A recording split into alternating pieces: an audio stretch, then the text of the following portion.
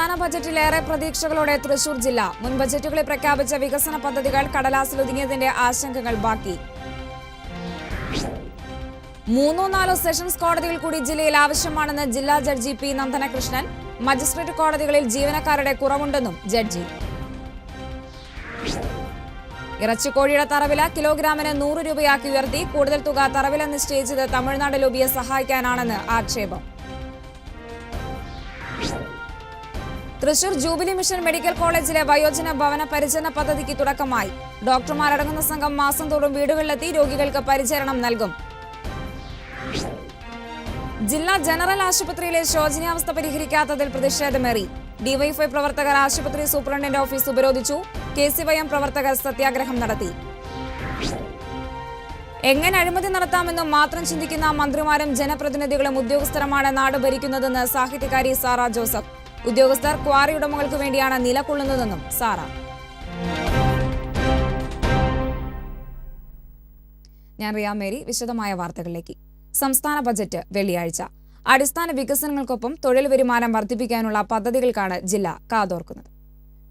അടിസ്ഥാന വികസനത്തിന് തൃശൂർ ജില്ല കാതോർക്കുമ്പോൾ പശ്ചാത്തല സൗകര്യങ്ങൾ ജില്ലയ്ക്ക് ഇപ്പോഴും അന്യമാണ്.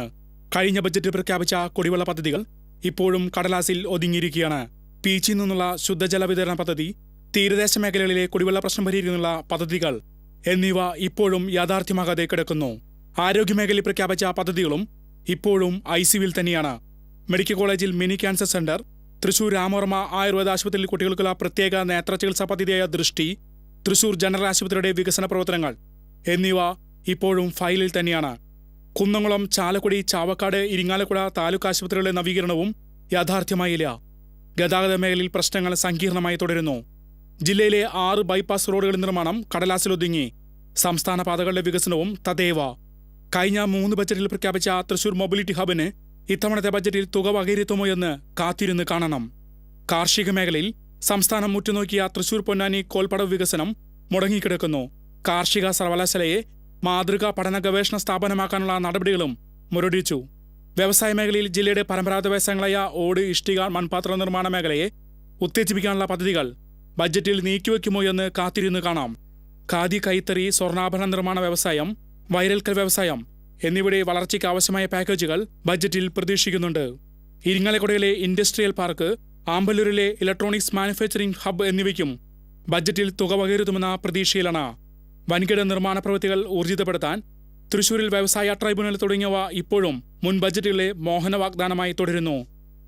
TCV news, Thrissur. ക്രിമിനൽ കേസുകൾ പെരുകുകയും കെട്ടിക്കിടക്കുകയും ചെയ്യുന്ന സാഹചര്യത്തിൽ 3-4 സെഷൻസ് കോടതികൾ കൂടി ജില്ലയിൽ ആവശ്യമാണെന്നും ഇക്കാര്യത്തിൽ തീരുമാനമെടുക്കേണ്ടത് സർക്കാരാണെന്നും ജില്ലാ ജഡ്ജി പി നന്ദനകൃഷ്ണൻ പറഞ്ഞു.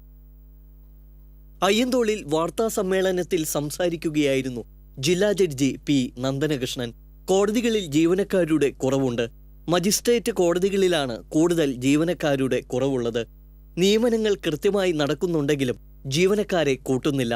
വിയ്യൂർ ജയിലിലെ തടവുകാരുടെ മരണം ഉണ്ടാവാൻ പാടില്ലാത്തതായിരുന്നു. ഗവൺമെന്റ് മെഡിക്കൽ കോളേജിൽ തടവുകാർക്കായി 2 വാർഡുകൾ തുറന്നുകൊടുത്തിട്ടുണ്ടെന്നും ഇപ്പോൾ തടവുകാർക്ക് ചികിത്സാ സൗകര്യം നിഷേധിക്കപ്പെടുന്നില്ലെന്നും ജഡ്ജി വ്യക്തമാക്കി. ജില്ലാ കോടതിയുടെ പുതിയ സമുച്ചയത്തോട് ചേർന്ന് നിർമ്മാണം പൂർത്തിയായ ഇതര തർക്കപരിഹാര പ്രവർത്തനത്തിനുള്ള ADR സെന്റർ കെട്ടിടത്തിന്റെ ഉദ്ഘാടനം ശനിയാഴ്ച രാവിലെ നടക്കും. രാവിലെ 11:30 കേരള ഹൈക്കോടതി ജഡ്ജി ജസ്റ്റിസ് ആന്റണി ഡൊമിനിക് 3 നിലകളിലുള്ള കെട്ടിടം ഉദ്ഘാടനം ചെയ്യും. കോടതികളുടെ പരിഗണനയിൽ ഉള്ളതും ഇല്ലാത്തതുമായ എല്ലാവിധ തർക്കങ്ങളും കേസുകളും വേഗത്തിലും ചിലവില്ലാതെയും രമ്യതയിലും തീർപ്പാക്കുന്നതിനു വേണ്ടിയുള്ള ഇതര തർക്ക പരിഹാര മാർഗങ്ങളായ ലോക് അദാലത്ത്, മീഡിയേഷൻ തുടങ്ങിയവ ADR സെന്ററുകളിൽ പ്രവർത്തിക്കും. 60 മീഡിയേറ്റർമാരുടെ സേവനമാണ് ഇവിടെ ലഭ്യമാകുക. കെട്ടിടത്തിന്റെ ഉദ്ഘാടനത്തിന് മുന്നോടിയായി വെള്ളിയാഴ്ച രാവിലെ 10 കളക്ടറേറ്റ് കോൺഫറൻസ് ഹാളിൽ മീഡിയേഷൻ തർക്കപരിഹാരത്തിന് ഉത്തമ മാർഗം എന്ന വിഷയത്തിൽ സെമിനാർ നടക്കുമെന്നും പി നന്ദനകൃഷ്ണൻ പറഞ്ഞു. അഡീഷണൽ ജില്ലാ ജഡ്ജി നിക്സൺ M. ജോസഫ്, ജില്ലാ ലീഗൽ സർവീസസ് അതോറിറ്റി സെക്രട്ടറിയും സബ് ജഡ്ജുമായ C. Mujeeb Rahman, advocate TR Gireendrababu, Thrissur bar association secretary CT Shaji, advocate clerk association president CP Paulson എന്നിവരും വാർത്താ സമ്മേളനത്തിൽ പങ്കെടുത്തു. TCV news, Thrissur. ഇറച്ചിക്കോഴിയുടെ തറവില കിലോഗ്രാമിന് 100 രൂപയാക്കി ഉയർത്തി. കിലോവിന് 95 രൂപയായിരുന്ന തറവിലയാണ് 100 രൂപയാക്കി വാണിജ്യ നികുതി വിഭാഗം നിശ്ചയിച്ചത്. വ്യാപാരികൾ ഇതനുസരിച്ച് 14.5% നികുതിയും കൊടുക്കേണ്ടിവരും. വെള്ളിയാഴ്ച മുതൽ ഇത് നടപ്പാക്കാനാണ് നിർദ്ദേശം. ഇതേസമയം കോഴിയുടെ റീറ്റെയിൽ വില പോലും കിലോവിന് 80 രൂപ വരെ താഴാറുണ്ടെന്ന് വ്യാപാരികൾ പറയുന്നു. വിൽപ്പന വിലയേക്കാൾ കൂടുതൽ തുക തറവില നിശ്ചയിച്ച് നികുതി പിരിക്കുന്ന വാണിജ്യ വിഭാഗം തമിഴ്നാട് ലോബിയെ സഹായിക്കുകയാണെന്ന് Kerala poultry farmers and traders സമിതി സംസ്ഥാന പ്രസിഡന്റ് ബിന്നി ഇമ്മട്ടി പറഞ്ഞു. ഇവിടെ മാർക്കറ്റിൽ 70-80 രൂപയ്ക്ക് വില വിൽക്കുമ്പോൾ കർഷകന് 50-60 രൂപ വിലയുള്ളപ്പോൾ അതിന് 100 രൂപ വില നിശ്ചയിച്ച് 14.5% നികുതി ഈടാക്കണമെന്ന വളരെ തലതിരിഞ്ഞ വാണിജ്യ നികുതി കമ്മീഷണറുടെ ഉത്തരവിനെ വ്യാപാര സമൂഹവും കർഷക സമൂഹവും ചോദ്യം ചെയ്യപ്പെടുകയാണ്. തൃശൂർ ജൂബിലി മിഷൻ മെഡിക്കൽ കോളേജിലെ വയോജന ഭവന പരിചരണ പദ്ധതിയായ ഹോസ്പിറ്റൽ അറ്റ് ഹോമിന് തുടക്കമായി. CN ജയദേവൻ MP പദ്ധതി ഉദ്ഘാടനം ചെയ്തു. Medical college director father Francis Pallikkunnath അധ്യക്ഷത വഹിച്ചു. പത്മശ്രീ ഡോക്ടർ TA സുന്ദർ മേനോനെ ആദരിച്ചു. Councillor Josy Chandy, father Varghese Kuthur, doctor Benny Joseph, doctor Alex Joseph തുടങ്ങിയവർ പങ്കെടുത്തു. ആശുപത്രി വീടുകളിലേക്ക് എന്ന ആശയത്തിലൂന്നിയാണ് ജൂബിലി മിഷൻ മെഡിക്കൽ കോളേജ് വയോജന ഭവന പരിചരണ പദ്ധതിക്ക് തുടക്കമിടുന്നത്.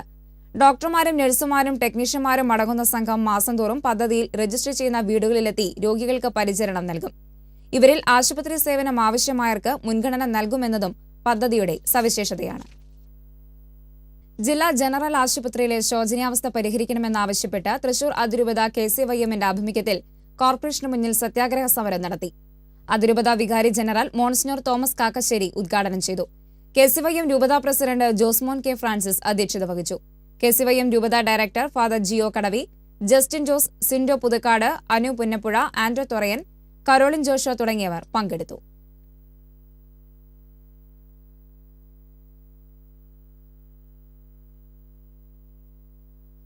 ജില്ലാ ജനറൽ ആശുപത്രിയിലെ ശോചനീയാവസ്ഥ പരിഹരിക്കണമെന്നാവശ്യപ്പെട്ട് DYFI തൃശൂർ ബ്ലോക്ക് കമ്മിറ്റിയുടെ ആഭിമുഖ്യത്തിൽ ആശുപത്രി സൂപ്രണ്ടന്റ് ഓഫീസിന് മുന്നിൽ ഉപരോധ സമരം നടത്തി. ജനറൽ സെക്രട്ടറി PB അനൂപ് ഉദ്ഘാടനം ചെയ്തു. DYFI block president Senthilkumar, block secretary Anson C. Joy, Dibin Das, Greeshma അജയ്ഘോഷ് തുടങ്ങിയവർ നേതൃത്വം നൽകി. ആവശ്യത്തിന് ഡോക്ടർമാരെയും ജീവനക്കാരെയും നിയമിക്കുക, പണി പൂർത്തിയായ കെട്ടിടം തുറന്ന് പ്രവർത്തിപ്പിക്കുക, ഓപ്പറേഷൻ തിയേറ്ററിന്റെയും ഫാർമസിയുടെയും പ്രവർത്തനം കാര്യക്ഷമമാക്കുക തുടങ്ങിയ ആവശ്യങ്ങൾ ഉന്നയിച്ചായിരുന്നു ഉപരോധം.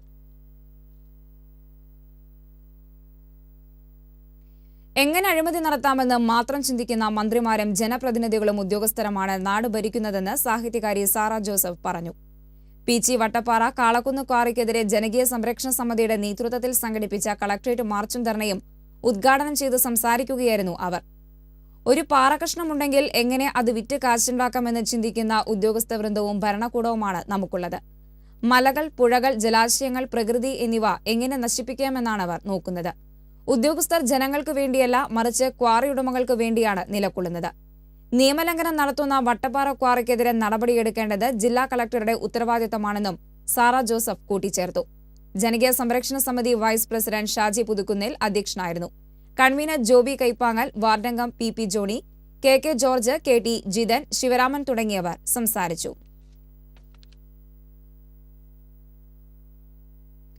പൂർവ്വ സൈനിക് സേവാ കേന്ദ്രം ജില്ലാ കമ്മിറ്റിയുടെ ആഭിമുഖ്യത്തിൽ സിയാച്ചിനിൽ മഞ്ഞുമലകൾക്കിടയിൽപ്പെട്ട് വീരമൃത്യു വരിച്ച ഹനുമന്തപ്പയ്ക്ക് വേണ്ടി തൃശൂരിൽ സമൂഹ പ്രാർത്ഥന സംഘടിപ്പിച്ചു. വടക്കുനാഥ ക്ഷേത്ര ശ്രീമൂലസ്ഥാനത്തിന് സമീപം നടന്ന പ്രാർത്ഥനാ യജ്ഞത്തിന് കേഡൽമാരായ M. ബാലകൃഷ്ണൻ, K. രവീന്ദ്രൻ, പൂർവ്വ സൈനിക് സേവാ പരിഷത്ത് ജില്ലാ പ്രസിഡന്റ് P. ദാസൻ, സംസ്ഥാന സംഘടനാ സെക്രട്ടറി K. സേതുമാധവൻ, ജില്ലാ സെക്രട്ടറി KM. രാജു തുടങ്ങിയവർ നേതൃത്വം നൽകി. പരിയാരത്ത് ബസ് ബൈക്കിലിടിച്ച് ഒരാൾ മരിച്ചു. മാരാങ്കോട് പള്ളിയാൻ വറീദിന്റെ മകൻ 50 വയസ്സുള്ള പോളിയാണ് മരിച്ചത്. ഗുരുതരമായി പരിക്കേറ്റ പോളിയെ സ്വകാര്യ ആശുപത്രിയിൽ പ്രവേശിപ്പിച്ചെങ്കിലും ജീവൻ രക്ഷിക്കാനായില്ല. സിമന്റ് ഗോഡൌണിലെ ഡ്രൈവറാണ് പോളി. ഇനി TCV തേർഡായി.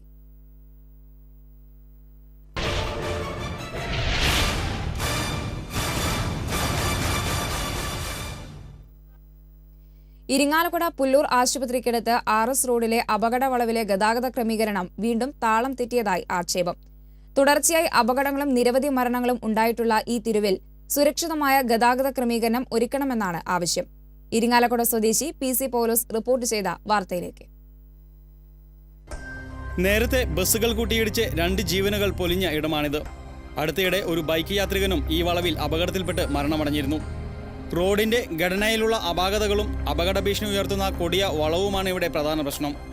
അമിതവേഗം നിയന്ത്രിക്കുന്നതിനായി ഇവിടെ ട്രാഫിക് ഡിവൈഡറും റോഡിൽ ഹമ്പും നിർമ്മിച്ചിരുന്നു. എന്നാൽ പ്ലാസ്റ്റിക് നിർമ്മിതമായ ട്രാഫിക് ഡിവൈഡർ തകർന്ന് ഉപയോഗശൂന്യമായ നിലയിലാണ്. അതിനാൽ തന്നെ ഡിവൈഡർ സംവിധാനം കാര്യക്ഷമമല്ല. ഹമ്പിന് മുകളിൽ വെള്ള നിറം നൽകാറുണ്ടെങ്കിലും ഇവിടെ അത് തെളിഞ്ഞു കാണാത്തതിനാൽ സുരക്ഷയ്ക്കായി സ്ഥാപിച്ച ഈ സംവിധാനം മറ്റൊരു അപകട ഭീഷണിയായി നിലനിൽക്കുകയാണ്. അപകടങ്ങളും മരണങ്ങളും ഉണ്ടാകുമ്പോൾ മാത്രം നടപടിയെടുക്കുന്ന സമീപനമാണ് പോലീസും അധികാരികളും സ്വീകരിക്കുന്നത്. അമിതവേഗം നിയന്ത്രിക്കാനും അപകടങ്ങൾ ഒഴിവാക്കാനുമുള്ള സംവിധാനങ്ങൾ കാര്യക്ഷമമായി പുനഃസ്ഥാപിക്കണമെന്നാണ് പ്രസക്തമായ ആവശ്യം.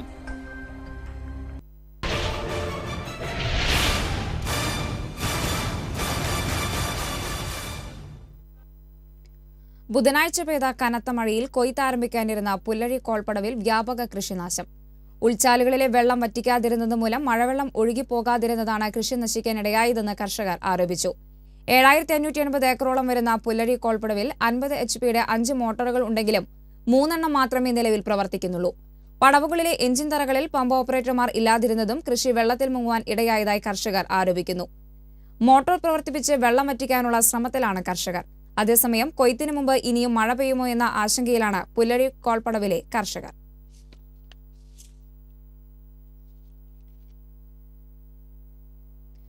ചന്ദ്രബോസ് വധക്കേസിൽ മൊഴി മാറ്റിപ്പറഞ്ഞ സംഭവത്തിൽ പ്രതി മുഹമ്മദ് നിസാമിന്റെ ഭാര്യ അമലിനെതിരെ നടപടി വേണമെന്ന കേസ് വെള്ളിയാഴ്ച അഡീഷണൽ ജില്ലാ മജിസ്ട്രേറ്റ് സെഷൻസ് കോടതി പരിഗണിക്കും.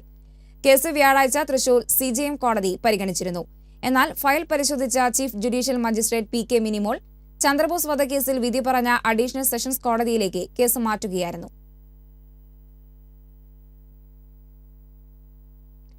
ചാലക്കുടി പുഴയിലെ മേലൂർ കാലടിക്കടവിൽ ഒഴുക്കിൽപ്പെട്ട് കാണാതായ മധ്യവയസ്കന്റെ മൃതദേഹം കണ്ടെത്തി. തൃശൂർ സ്വദേശി മാത്തയ്ക്കൽ 45 വയസ്സുള്ള ചന്ദ്രനാണ് മരിച്ചത്. ബുധനാഴ്ച രാത്രിയിലായിരുന്നു സംഭവം. മേലൂരിലുള്ള തറവാട്ടു വീട്ടിൽ അമ്മ പാപ്പിയുടെ അടിയന്തര ചടങ്ങിനെത്തിയതായിരുന്നു ചന്ദ്രൻ. കുളിക്കുന്നതിനിടെ കാൽവഴുതിയാണ് ഇയാൾ ഒഴുക്കിൽപ്പെട്ടത്. ദേശീയപാതകളെ തമ്മിൽ ബന്ധിപ്പിക്കുന്ന Kannoth Pullazhi link highway നിർമ്മാണത്തോടനുബന്ധിച്ച് കൾവർട്ടുകളും sluice നിർമ്മിക്കാത്തതിനെതിരെ കർഷകർ പ്രതിഷേധത്തിന് ഒരുങ്ങുന്നു. വെങ്കിടങ്ങ് സെന്റർ മുതൽ തിരുത്തിപ്പാടം വരെയുള്ള 6.5 കിലോമീറ്റർ ദൂരമാണ് ലിങ്ക് ഹൈവേയുടെ ഭാഗമായി 1ാം ഘട്ടത്തിൽ നിർമ്മിക്കുന്നത്. 500 ലക്ഷം രൂപ ചെലവ് പ്രതീക്ഷിക്കുന്ന ലിങ്ക് ഹൈവേയുടെ നിർമ്മാണം പുരോഗമിച്ചുകൊണ്ടിരിക്കുകയാണ്. കോൾപ്പടവുകളോട് ചേർന്ന് 2 കൾവർട്ട്, ഒരു സ്ലൂയിസ്, ഒരു എഞ്ചിൻ തറ എന്നിവയുടെ നിർമ്മാണം പദ്ധതിയിൽ ഉൾപ്പെടുത്തിയിട്ടുണ്ട്. റോഡിൽ നിന്ന് താഴ്ന്നു കിടക്കുന്ന കോൾപ്പടവുകളിലേക്ക് കർഷകർക്കും വാഹനങ്ങൾക്കും ഇറങ്ങാൻ റാമ്പുകളും നിർമ്മിക്കാമെന്ന് അധികൃതർ കർഷകർക്ക് ഉറപ്പ് നൽകിയിരുന്നു. എന്നാൽ കോൾപ്പടവുകളോട് ചേർന്ന് നടപ്പിലാക്കേണ്ട നിർമ്മാണ പ്രവർത്തനങ്ങൾ ഒന്നും തന്നെ ഇതുവരെയും ചെയ്തിട്ടില്ല. കോൾപ്പടവുകളിലേക്ക് വലിയ കനാലിൽ നിന്ന് വെള്ളം ഇറക്കേണ്ട സ്ലൂയിസുകൾ റോഡ് നിർമ്മാണത്തിന്റെ ഭാഗമായി അടച്ചതും കർഷകർക്ക് ദുരിതമായി. കടാംതോട് കനാൽ ചെന്നുമുട്ടുന്ന പൊണ്ണമുത കോൾപ്പടവിനോട് ചേർന്നുള്ള ഡബിൾ സ്ലൂയിസുകൾ മൂടിക്കളഞ്ഞത് മഴക്കാലത്ത് പാടശേഖരങ്ങൾക്ക് ഭീഷണിയായി മാറും. പൊണ്ണമുത കോൾപ്പടവിന്റെ എഞ്ചിൻ തറ പൊട്ടി ചാലിന് മുന്നിലൂടെ നിർദ്ദിഷ്ട ലിങ്ക് ഹൈവേ കടന്നുപോകുന്നത് അട്ടിയിട്ട മണൽച്ചാക്കുകൾക്ക് മുകളിൽ തെങ്ങിൻ തടികൾ നിരത്തി അതിനു മുകളിലൂടെയാണ്. ഇപ്പോൾ കർഷകരും ചെറുവാഹനങ്ങളും കടന്നുപോകുന്ന ഈ ഭാഗവും ലിങ്ക് ഹൈവേയുടെ 1ാം ഘട്ട നിർമ്മാണ പ്രവർത്തനത്തിൽ ഉൾപ്പെട്ടതാണ്. റോഡ് നിർമ്മാണം പുരോഗമിച്ചുകൊണ്ടിരിക്കെ കോൾപ്പടവുകളോട് ചേർന്നുള്ള നിർമ്മാണ പ്രവർത്തനങ്ങൾ അടുത്ത ഘട്ടത്തിൽ നടപ്പിലാക്കാമെന്ന നിലപാടിലാണ് അധികൃതരെന്ന് പടവ് കമ്മിറ്റി ഭാരവാഹികൾ പറയുന്നു. ലിങ്ക് ഹൈവേ നിർമ്മാണത്തിനായി സൗജന്യമായി ഭൂമി വിട്ടുനൽകിയ കർഷകരോടുള്ള വഞ്ചനാപരമായ നിലപാടിൽ പ്രതിഷേധിച്ച് കോൾപ്പടവ് കമ്മിറ്റി പ്രക്ഷോഭത്തിനൊരുങ്ങുകയാണ്. വിഷയത്തിൽ സർക്കാർ അടിയന്തരമായി ഇടപെടണമെന്നാവശ്യപ്പെട്ട് ബന്ധപ്പെട്ടവർക്ക് പരാതി നൽകിയതായി കോൾപ്പടവ് ഭാരവാഹികളായ P Parameswaran, George Kattassery, PS Shankuru എന്നിവർ പറഞ്ഞു. TCB പാവറട്ടി. ശ്രീലങ്കൻ പ്രധാനമന്ത്രിയുടെ ഗുരുവായൂർ ക്ഷേത്ര സന്ദർശനത്തോടനുബന്ധിച്ച് ജില്ലയിൽ വൻ സുരക്ഷ. 1000-ഓളം പോലീസുകാരെയാണ് സുരക്ഷാ ക്രമീകരണങ്ങൾക്കായി നിയോഗിച്ചിരിക്കുന്നത്. ദേശീയപാത കറുകുറ്റി മുതൽ ശ്രീലങ്കൻ പ്രധാനമന്ത്രിയുടെ വാഹനവ്യൂഹം കടന്നുപോകുന്ന റൂട്ടുകളിൽ വെള്ളിയാഴ്ച ഭാഗികമായി ഗതാഗത നിയന്ത്രണം പോലീസ് ഏർപ്പെടുത്തി. രാവിലെ 9 മുതൽ 11 മണിവരെയും ഉച്ചയ്ക്ക് 1 മണി മുതൽ 3:30 വരെയുമാണ് ഗതാഗത നിയന്ത്രണം. ADGP നിതിൻ അഗർവാളിന്റെ നേതൃത്വത്തിലാണ് സുരക്ഷാ ക്രമീകരണങ്ങൾ ഏർപ്പെടുത്തിയിട്ടുള്ളത്. രാവിലെ 8:30 നെടുമ്പാശ്ശേരിയിൽ വിമാനമിറങ്ങുന്ന പ്രധാനമന്ത്രി വിക്രമസിംഗെ റോഡ് മാർഗം ഗുരുവായൂരിൽ എത്തും. ഗുരുവായൂർ ശ്രീവത്സം ഗസ്റ്റ് ഹൌസിലാണ് ശ്രീലങ്കൻ പ്രധാനമന്ത്രിക്ക് വിശ്രമ കേന്ദ്രം ഒരുക്കിയിരിക്കുന്നത്. ഉച്ചയ്ക്ക് മുമ്പ് ക്ഷേത്ര ദർശനം നടത്തുന്ന വിക്രമസിംഗെ 3 മണിയോടെ ഗുരുവായൂരിൽ നിന്നും മടങ്ങും. സന്ദർശനത്തിന്റെ ഭാഗമായി പോലീസിന്റെ നേതൃത്വത്തിൽ ട്രയൽ റൺ നടത്തി. കമ്മ്യൂണിസവും ഗാന്ധിസവും ഓരോരുത്തരും മനസ്സിൽ കൊണ്ട് നടക്കുന്നവയാണെന്നും അവ പ്രയോഗിക്കുന്നതിലെ വൈവിധ്യമാണ് വ്യത്യസ്തത പകരുന്നതെന്നും CPI ദേശീയ സെക്രട്ടേറിയറ്റ് അംഗം പന്ന്യൻ രവീന്ദ്രൻ പറഞ്ഞു. ഇവ ആരുടെ കയ്യിലാണോ അവ പ്രയോഗിക്കുന്നതിലെ വൈകൃതമാണ് ഇന്ന് ഏറെ കുഴപ്പങ്ങൾ ഉണ്ടാക്കുന്നതെന്നും പന്ന്യൻ രവീന്ദ്രൻ പറഞ്ഞു. സാഹിത്യ അക്കാദമി ദേശീയ പുസ്തകോത്സവത്തിന്റെ ഭാഗമായി നടന്ന പുസ്തക പ്രകാശനം നിർവഹിച്ച് സംസാരിക്കുകയായിരുന്നു അദ്ദേഹം. രാഷ്ട്രീയ രംഗത്തും സാഹിത്യത്തിലും മാന്യതയുടെ കുറവ് സംഭവിക്കുന്നുണ്ട്. ലാഭത്തിനുവേണ്ടി എന്ത് കാപട്യവും ചെയ്യാൻ മടിയില്ലാത്തവരായി സമൂഹം മാറി. ഇന്നത്തെ സാഹിത്യം മനുഷ്യന്റെ ഭാവിക്ക് എന്ത് സമ്പത്താണ് കൈമാറുന്ന ചോദ്യം പ്രസക്തമാണെന്നും പന്ന്യൻ രവീന്ദ്രൻ പറഞ്ഞു. സാഹിത്യ അക്കാദമി പ്രസിഡന്റ് പെരുമ്പടവം ശ്രീധരൻ അധ്യക്ഷത വഹിച്ചു. Secretary R. Gopalakrishnan, professor Savithri Lakshmanan, Priya Nandanan തുടങ്ങിയവർ സംസാരിച്ചു. അന്തരിച്ച സെബി വല്ലച്ചിറക്കാരന് അഞ്ചേരി ഗ്രാമം കണ്ണീരോടെ വിട നൽകി. സന്നദ്ധ രക്തദാന പ്രവർത്തകനും IMA ബ്ലഡ് ബാങ്ക് മുൻ PROയുമായിരുന്ന സെബി വല്ലച്ചിറക്കാരന്റെ സംസ്കാരം ഒല്ലൂർ സെന്റ് ആന്റണീസ് ഫൊറോന പള്ളിയിൽ നടത്തി. സംസ്കാര ചടങ്ങിൽ നിരവധി പേർ പങ്കെടുത്തു. സെബിക്ക് ആദരാഞ്ജലി അർപ്പിക്കുവാൻ നാട്ടുകാരോടൊപ്പം നിരവധി സഹപ്രവർത്തകരും വസതിയിൽ എത്തിയിരുന്നു. സൗത്ത് അഞ്ചേരി പരേതനായ തട്ടിൽ വല്ലച്ചിറക്കാരൻ പൊറിഞ്ചുവിന്റെ മകനാണ്. ഒല്ലൂരിലെ ആക്ട്സ് ബ്രാഞ്ച് സ്ഥാപക സെക്രട്ടറിയും അഞ്ചേരി പൾസ് സാന്ത്വന സ്പർശം പ്രവർത്തകനുമായിരുന്നു. വ്യാപാരി വ്യവസായ ഏകോപന സമിതി അഞ്ചേരിച്ചിറ യൂണിറ്റ്, സംസ്ഥാന എയ്ഡ്സ് കൺട്രോൾ സൊസൈറ്റി, ജില്ലാ രക്തദാന സമിതി എന്നിവയിലൂടെ വിവിധ കർമ്മരംഗങ്ങളിൽ സജീവ പ്രവർത്തകനായിരുന്നു.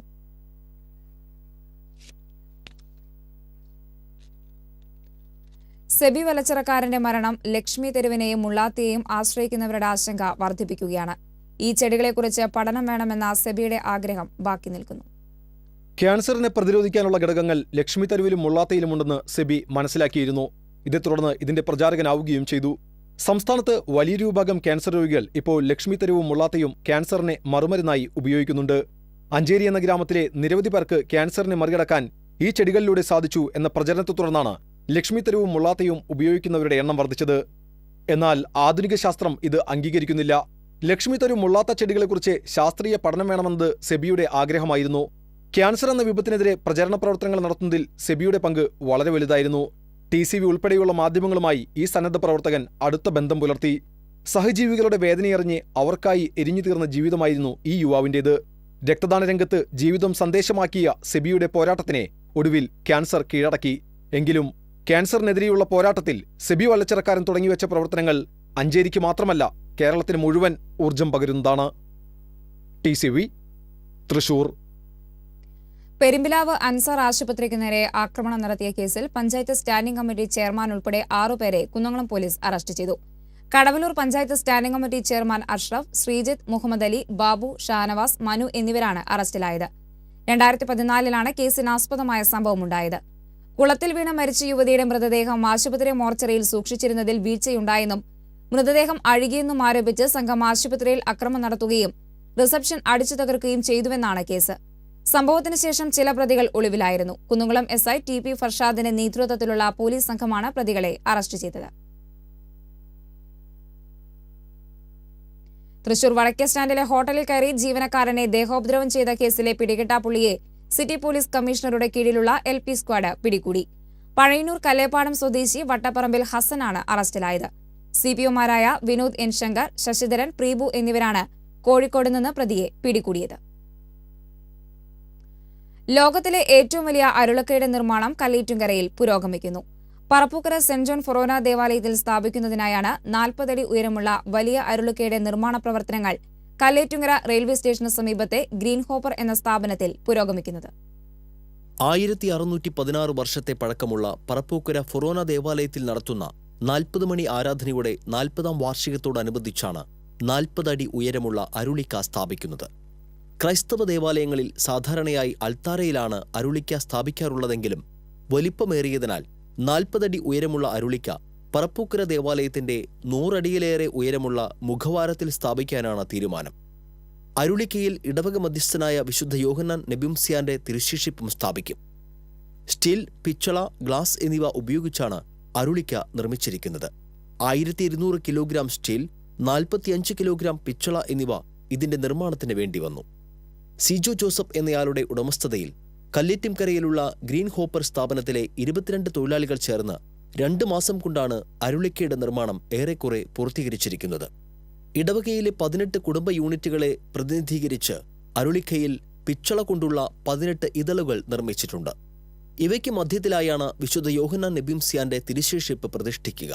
ക്രിസ്തുവിന്റെ ശരീരരക്തങ്ങളെ പ്രതിനിധാനം ചെയ്ത് ഗോതമ്പ് കതിരും മുന്തിരിക്കുലയും അരുളിക്കയിൽ ആലേഖനം ചെയ്യും.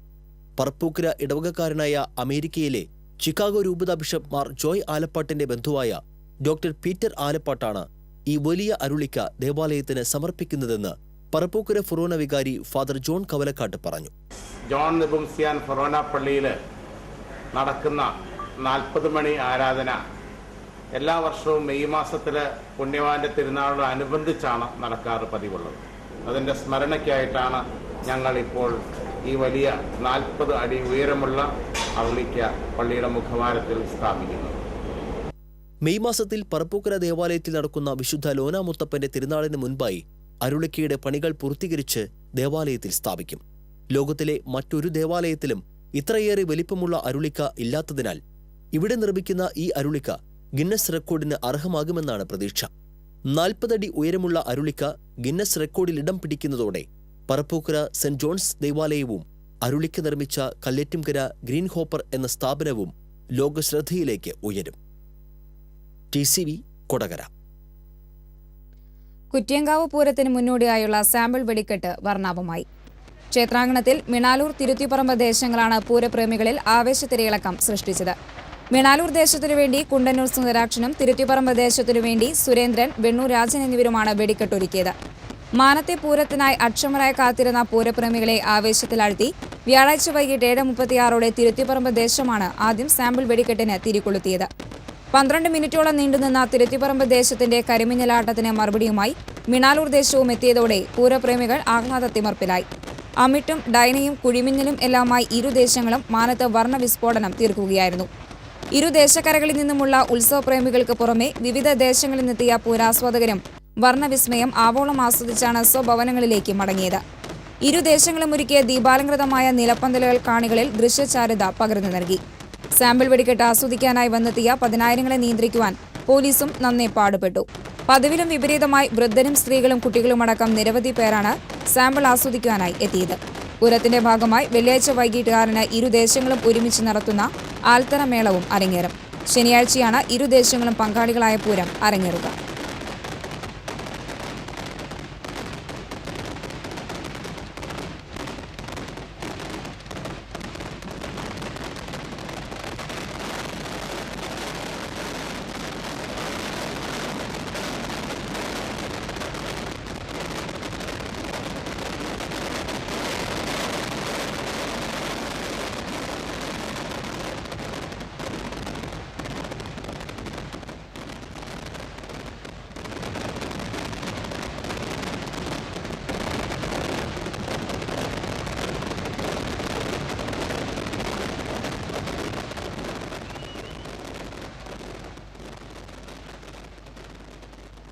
കേരള സാഹിത്യ അക്കാദമിയുടെ നേതൃത്വത്തിൽ സംഘടിപ്പിച്ച ദേശീയ പുസ്തകോത്സവം സമാപിച്ചു.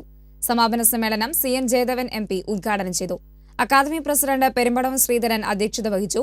കലാമണ്ഡലം സർവകലാശാല vice chancellor doctor PN Suresh, ജില്ലാ panchayat president Sheela Vijayakumar, public relations വകുപ്പ് regional deputy director MS Alikunju തുടങ്ങിയവർ സംസാരിച്ചു.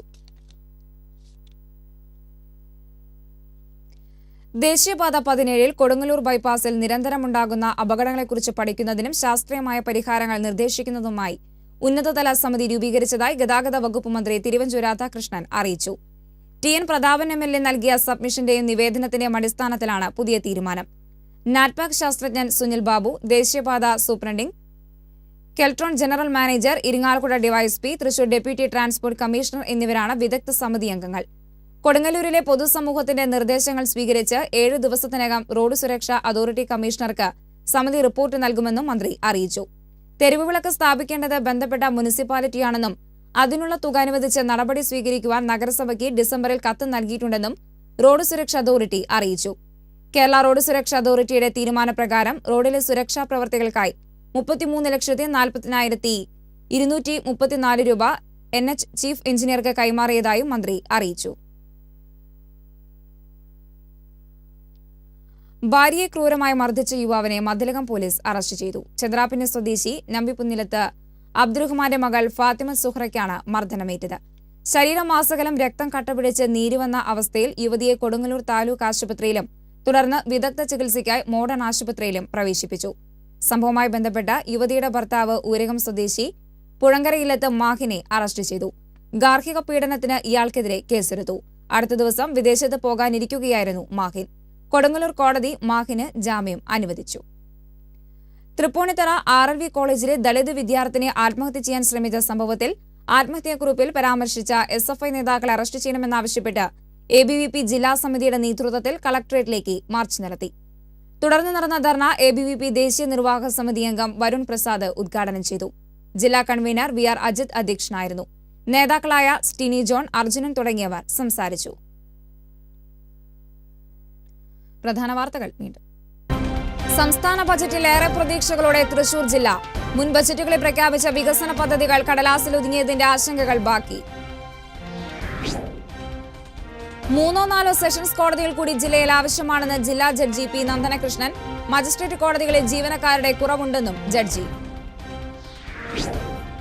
ഇറച്ചിക്കോഴിയുടെ തറവില കിലോഗ്രാമിന് 100 രൂപയാക്കി ഉയർത്തി. കൂടുതൽ തുക തറവില നിശ്ചയിച്ചത് തമിഴ്നാട് ലോബിയെ സഹായിക്കാനാണെന്ന് ആക്ഷേപം.